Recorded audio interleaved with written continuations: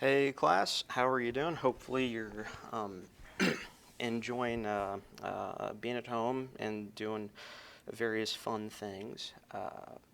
So this lecture is essentially going to be, it was meant to be a discussion about the two podcasts that we listened to.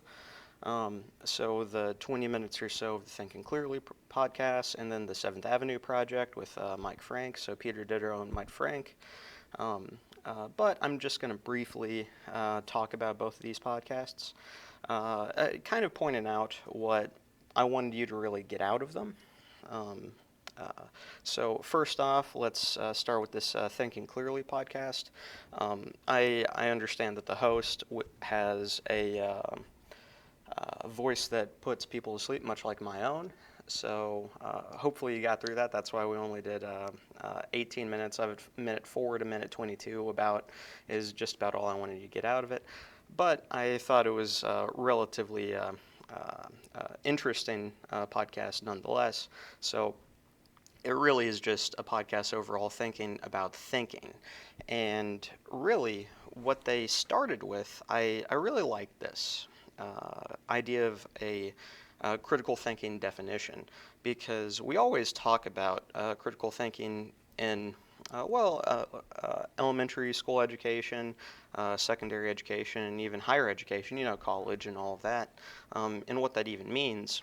And I frequently don't even know if we ever actually critically think that, at least one of my opinions or views on this, is that in order to critically think properly, you have to have an adequate amount of information within your brain to even pull from in order to do something with it. So that's partially why I think memorizing things is actually a really good idea, because that's kind of the pool where you can get information from that you can do something with. But here was their definition that I really liked, and this will probably show up on an exam at some point. But a mode of thinking that uses the processes of logical reasoning based on a thorough examination and evaluation of a robust cross-section of evidence relevant to the issue at hand when forming claims, conclusions, opinions, and beliefs. So that logical aspect, we're going to be covering that a little bit more after our debate analysis. So we'll be watching a debate, and we're going to point out some logical fallacies within there. So always important to be aware if we have any logical fallacies within us. So we'll be teaching about that. But the next thing, this robust cross-section of evidence, that's really why I've been talking about the hierarchy of research, because we want numerous levels of that to agree, not just say the cross-sectional or the cohort or the case control or the meta-analysis or the editorial. We want all of them to actually agree and kind of weigh each one in its own particular way. Now, it is important to realize that it has to be relevant to what we're talking about, and realizing whenever a aspect of evidence has no relation to other types of, I don't know, like other things that we should have opinions on. Say, for example, say my level of knowledge about anaerobic glycolysis during exercise, that informs absolutely nothing about, I don't know, trade or foreign policy or really anything outside of, bioenergetics, nutrition, exercise, physiology, all that type of stuff. But starting to get into this, Peter Ditto. He was the guy that was interviewed on the Thinking Clearly podcast. Very interesting guy. So you know how many of you may follow, I don't know, celebrities or whatever. Well, I follow various researchers, and this guy is one of them. So Peter Ditto, and I like his name, Ditto, replicating other people. I don't know. Sometimes I think the universe has jokes baked within it. But he's the head of the Hot Cognition lab at UC Irvine. which yeah, very interesting in school. He got his PhD from Princeton, smart person.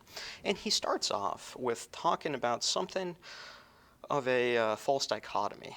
So, hot cognition is really the interface between passion and reason. So, there's this old, I can't remember if it was Plato or Aristotle, but it was some ancient Greek proverb that talked about this. That the human mind is like a person riding on a chariot, and they have the black horse of passion and the white horse of reason, and a intelligent person, or a philosopher king, whatever Plato or Aristotle said, is able to rein in both reason and passion to like make them work in harmony together. So that was always an interesting story or thinking about it because, well, um, it kind of makes sense. We have like emotional aspects of ourselves and we have very reasonable aspects of ourselves. And we've talked about motivated reasoning a little bit already with, referencing cold cognition and things like that. That, whenever you're doing a math problem, you're using certain aspects of the brain, but whenever you're trying to make a decision about should I uh, like run away from this bear or should I fight it? Um, that probably is an example that doesn't make much sense, but whenever you have a more emotionally charged decision to make. Um, but what Peter Ditto is talking about is that this is actually a false dichotomy where our reasonable aspects and our more emotional or passionate aspects are in conflict and at war with each other, like right here with the brain and the heart fighting. That they're actually working together and they both direct each other. And in some ways, probably the emotional or passionate aspects of the brain are probably guiding the reason slightly more. Uh, so that's, uh, I, I, I think it's interesting for us to be aware of that. Like whenever we're getting emotional, say, and certain ways how you can be relatively clear that you're making like emotional decisions. If you pay attention to if your heart rate increases or if your palms start getting sweaty, we actually have a way of measuring this called the GSR galvanic skin response. So that's kind of a way of assessing that someone's getting a little more emotional, and that might be guiding some of their thinking or reasoning. Um, so then he goes on to point out that generally what we believe impacts what we see.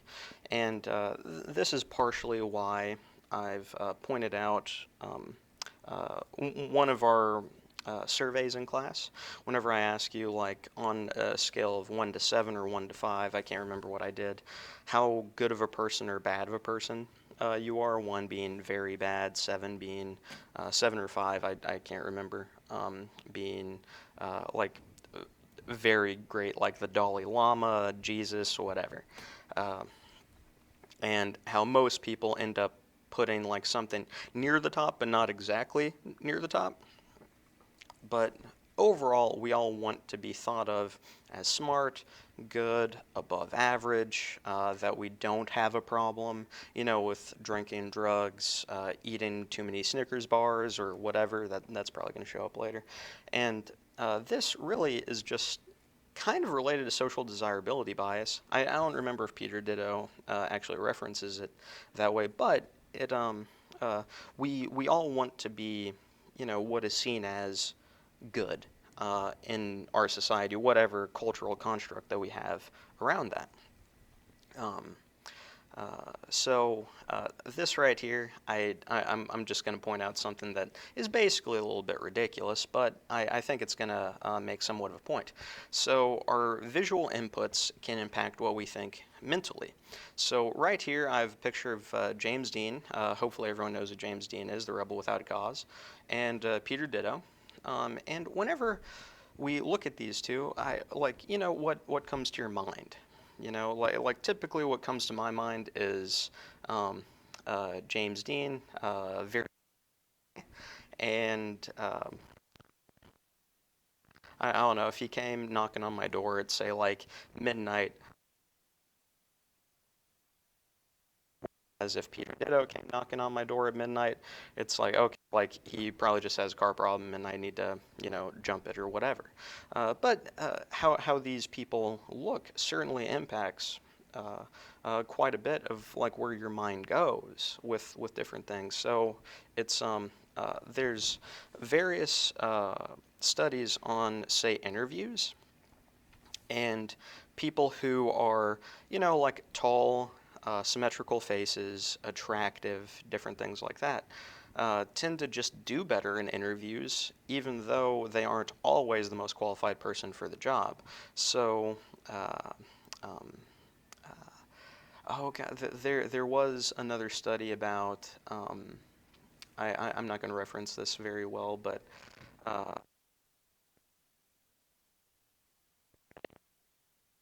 who would, who would be violent their person versus not looking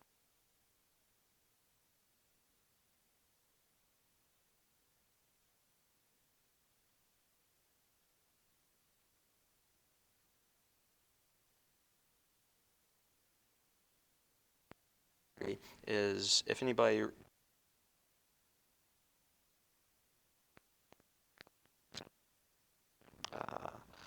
what was his middle name? Richard Milhouse Nixon, I think that's right. Um, that whenever they had a people who watched it on TV, Kennedy won, partially because he's a pretty man, and people who listened to it over the radio thought that Richard Nixon won.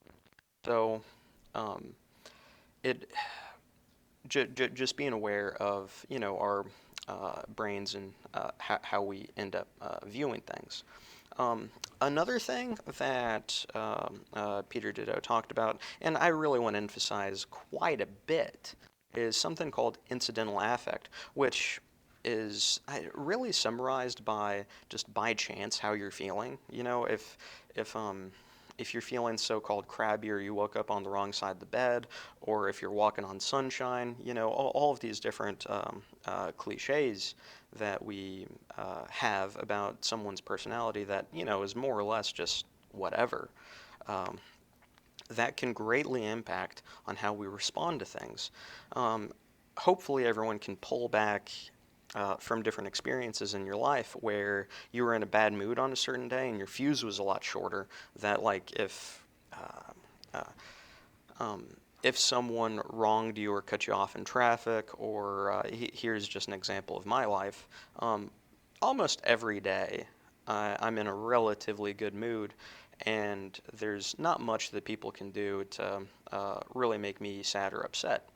But every now and then, I wake up, say my blood sugar's low or whatever, and if one of my dogs isn't listening to me, I get more upset about it than if it's any other day. So I don't know. Like that's why in previous class I showed you how the time of day is related to severity of sentences from judges, and it seems to be related to like whenever they eat. So at the beginning of the day, the least severe; middle of the day, after lunch, not as severe, and then it essentially just trails off after that. So eating tends to make people happy, but incidental affect actually has two different aspects to it. So it being the valence, so how good you feel from very bad to very good, how aroused you feel, and it's not aroused in the same way that we normally talk, how amped. So um, yeah, I don't know if you take a caffeine and go like work out, you have very high arousal levels, you're amped, right? And then there's actually something I believe it's called the circumflex model, where you actually map all of these together. So we have the arousal scale, up and down, and the affect or valence, and affect, means how good or bad you feel, what that is. And really, like, there's an interplay between these two things, like happy and amped, like tension stressed over here. I think a good way to map how a particular individual feels. So, like low activation, like feeling bad, that's tiredness, boredom, depression, different things like that.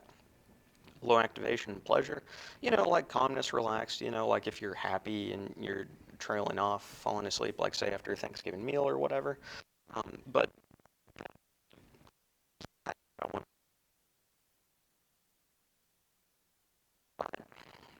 then Peter Ditto talks a little bit more about motivated reasoning, and it's really energy moving toward a particular direction.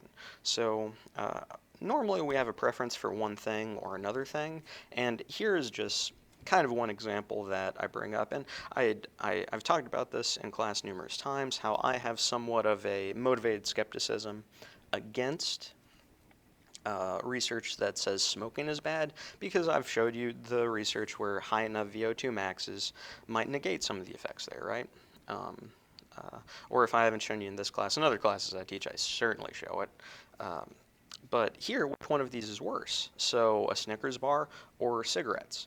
And like I think intuitively we all know that cigarettes are probably worse. I forget how many it is people every year that die of lung cancer. Uh, some of you can look this up. I think it's over 100,000 people every year die due to complications related to lung cancer. Um, uh, it might be around 160,000, something of that nature. Um, Snickers, that could be impacting diabetes, and I think it's just under 80,000 people a year die of things related to diabetes. But Snickers could certainly impact, I don't know, like overweight, obesity, and that can lead to all sorts of other problems. And depending on how things are sliced, a third to two-thirds of people in the United States are impacted by overweightness and obesity, depending on how that's looked at. But, a larger, more prevalent problem. More people every day than cigarettes. However, I'm not sure about that. I would like to know. Um, uh, Last class we did talk about just a particular example of motivated reasoning, and I just wanted to point it out again that there was psych undergrads presented studies where caffeine was related to bad things. So either being fibrocystic breast disease or Parkinson's disease. I'd have to go back and read it again.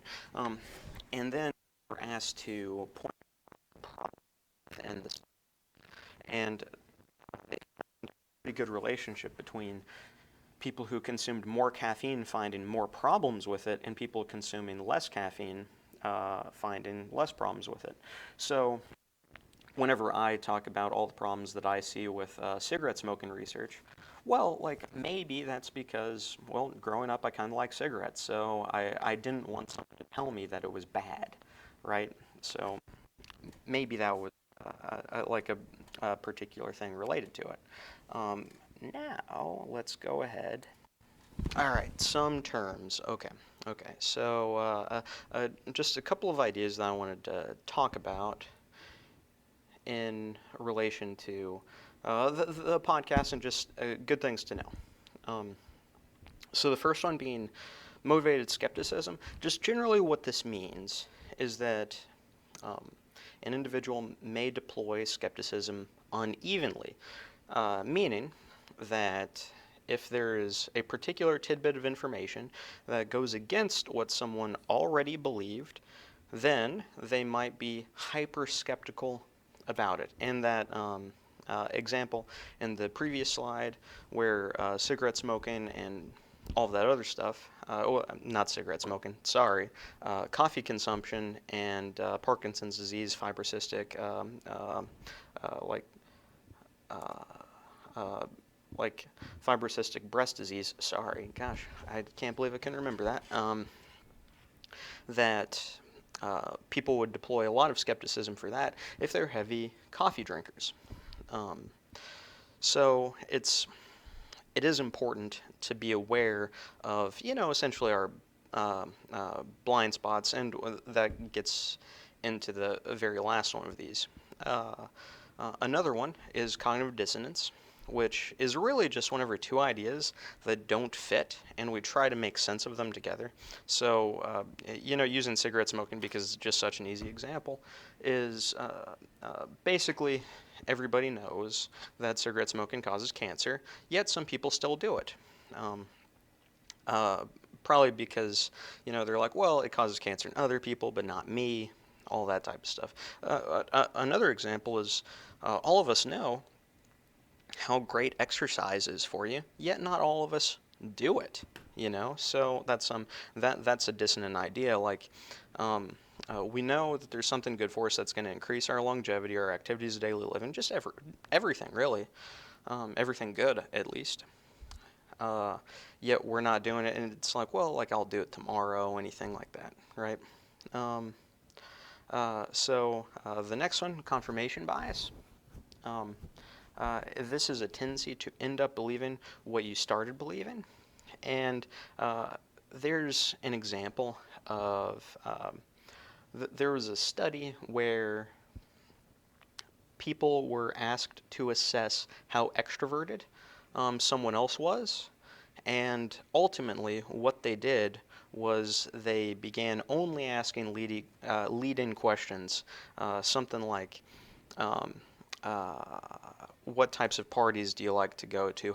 How do you act at parties? Like, um, uh, uh, just asking about how talkative someone is, which, like an introverted person might never go to parties, for example, but they were being asked questions that were essentially leading the person to uh, talk about, like, them in maybe a very rare amount of situations where they actually had to present as extroverted. So just confirmation bias, that right there. This next one is cognitive inertia. This is one of my favorite ones because it actually puts together kind of a physics idea with psychology. So inertia, hopefully everyone knows, Newton's first law of motion, which is an object at rest tends to stay at rest, an object in motion tends to stay in motion. That's what inertia is. And it it's really, I, I guess the idea is, how much information do you have to be presented to finally change your mind about something?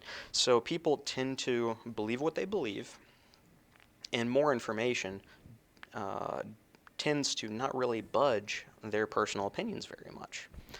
And that's really the whole concept of cognitive inertia, is that, well, it's actually really hard to change your mind, especially after you get past a certain age. Like the idea of you can't teach an old dog new tricks.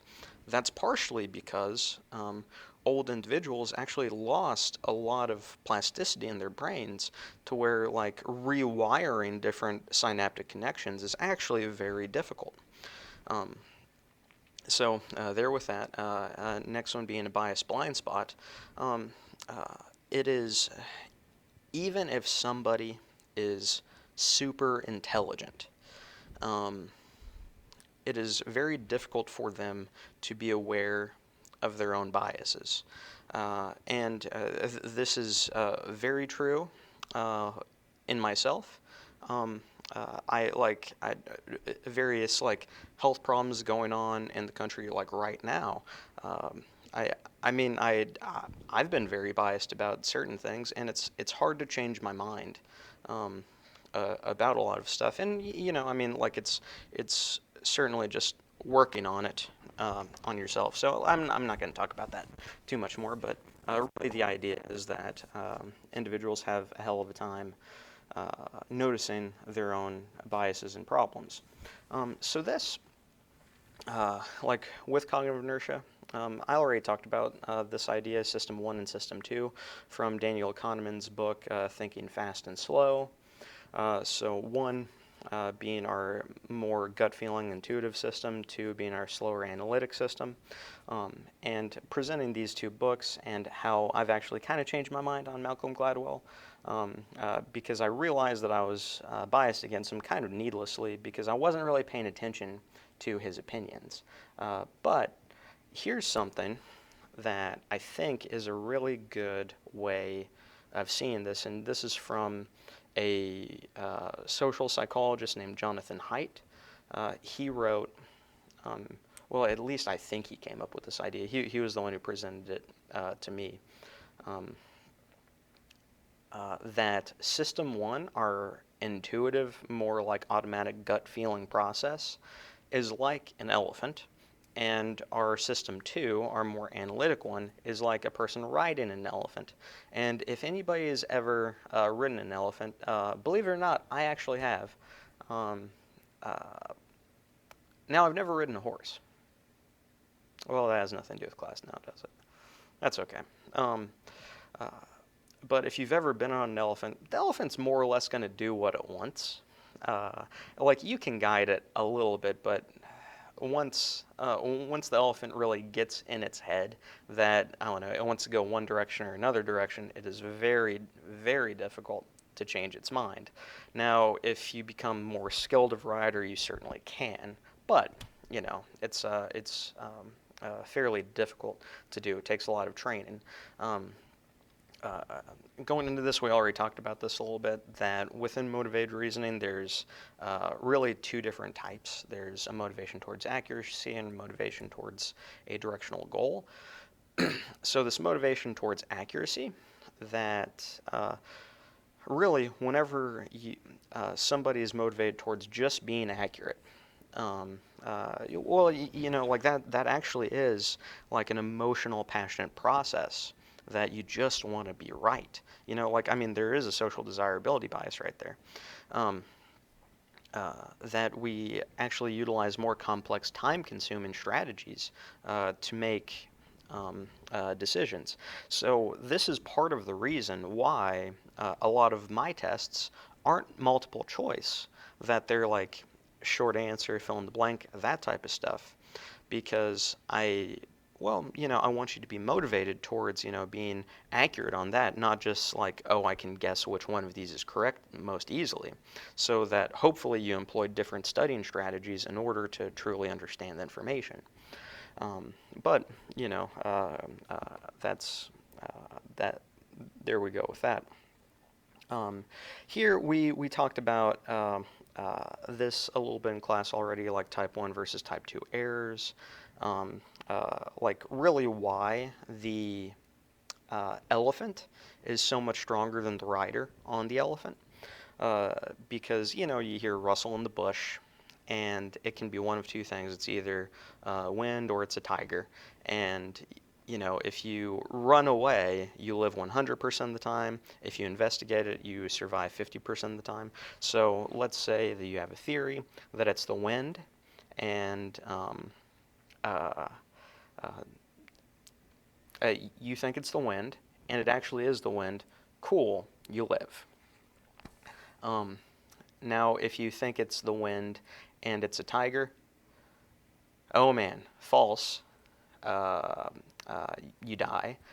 Whereas if you run away, then you'll live every single time if it's the wind or if it's a tiger. So that's really more like we're fighting against so much evolution in a way. And I don't know, here I just wanted to point out that there's more tigers in Texas than there are in the whole wild of the world. But, you know, that's neither here nor there. Because all of y'all know I'm a Texan, and I think that that's kind of cool. Next thing here that Peter Dideau points out is that people think that they think like scientists, but they actually think more like attorneys. So a scientist is supposed to only be motivated or change their mind based upon their particular set of evidence that they see. Whereas an attorney is essentially looking for evidence in order to make a case. And most of us, whenever we're looking for evidence or information, I do this too, that we selectively pick information that bolsters our case and will, sway a dispassionate observer, someone who doesn't care very much, to our side, right? Whereas a scientist, like, that's part of the reason why science is slow, because, yeah, but uh, even, being a scientist myself, most scientists think like attorneys anyway. So, and in fact, I think it was Isaac Newton that wrote about this, that for science to be good, scientists have to be kind of researching something that they don't care about, so that whichever way that the data turns out, that they just go with that. Um, but, certainly, most people aren't that way. We normally try to, well, we all have opinions, and that's kind of an issue there. So there's ways to get around this that he talks about, and really, well, knowing is half the battle, go Joe, right? Um, but just being aware and realizing that even if you're an expert in something, that really just means that you have a very skilled elephant rider, and that the elephant is still really strong, right? Um, Now, when talking to other individuals, here are two just particular concepts that I wanted to cover really fast.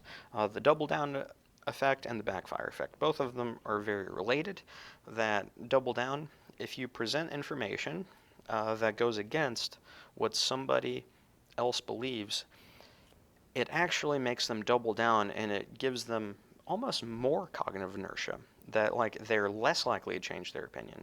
Um, and the backfire effect, very related to it, is just the tendency of some people to resist accepting evidence that conflicts with their beliefs. So, people getting somewhat argumentative in a particular way.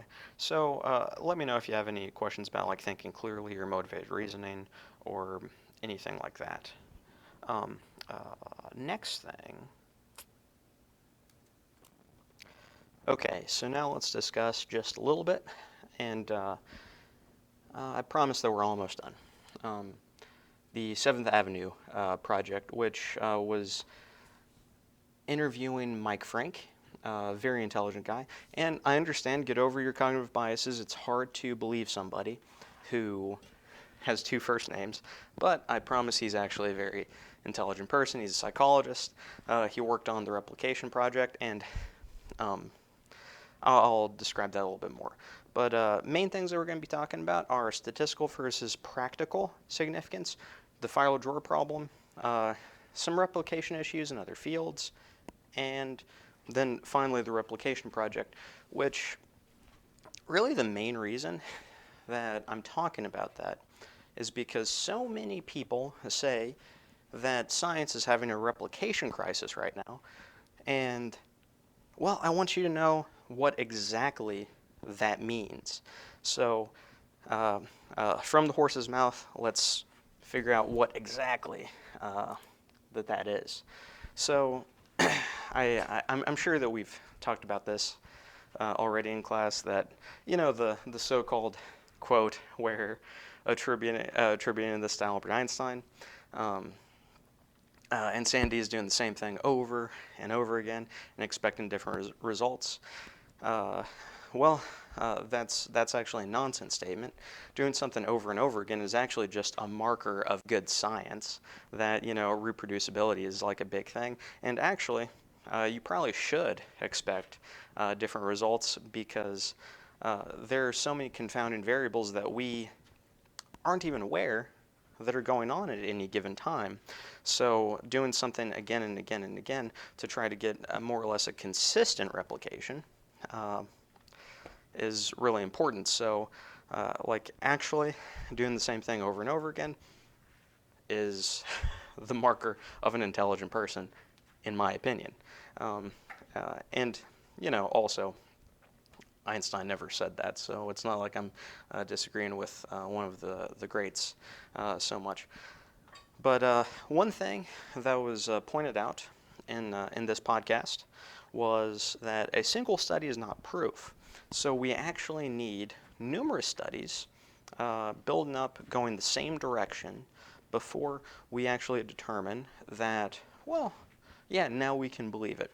And most of the time, I try to wait until somewhere between 5 and 10 studies are going the same direction on a particular topic before I start thinking that that is true. Or not so much true, but more that I'm willing to have that be how I think about something.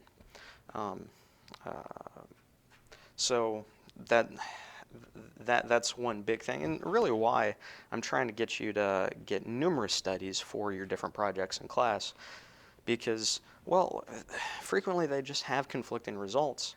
But if you can get 5, 10, 15, 20, 100 studies that all say close to the same thing, then, we have a much better reason to believe it. Here, statistical versus practical significance, we have talked about p-values, and there is a lot of research where individuals will just do a lot of kind of fanciful statistics, run statistics in different ways in order to get an adequate p-value,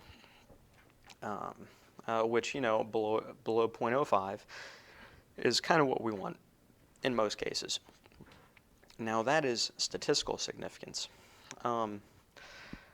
Something else that we should be aware of is practical significance, which there are more statistics to derive this, which it's called an effect size. And generally, I try to not read much research that doesn't present some marker of effect. So just simply what this is. Effect size is a simple way of quantifying the difference between two groups. That this has many advantages over statistical significance or a p-value alone. So effect size emphasizes the size of the difference rather than confounding this with sample size. So hopefully everyone recalls that it's easier to get statistical significance if we just increase our n value or sample size. Practical, effect size, isn't impacted so much by the n size. It's really only impacted by means and variances between two different groups. So there's 3 different types that I want you to be aware of. So the first one being partial eta squared, and that's just a Greek letter, eta. ETA is how it's spelled, but in Greek that's what it looks like. Partial eta squared, and those are some values that are associated with small, medium, and large effect. There is an eta squared, which is calculated somewhat differently than a partial eta squared, and the effect size numbers are somewhat similar. There's also another one, which I actually didn't realize how easy it was to calculate it until somewhat recently, called a Cohen's d. And this one, 0.2, 0.5, 0.8, these are small, medium, and large, respectively. And really, if you're comparing two different groups, one mean minus another mean over the pooled standard deviation, which the pooled standard deviation is just this equation, which I know it might look a little complicated, but it's actually super easy to do, and I don't know why more people don't use it. Now, there are some researchers that prefer a partial eta squared over a Cohen's d, or an eta squared over a Cohen's d, or a Cohen's d over a partial eta squared. I'm not going to get into why people prefer certain ones, but just be aware that if they're not reporting an effect size, that it might not be that big of a thing. Next thing that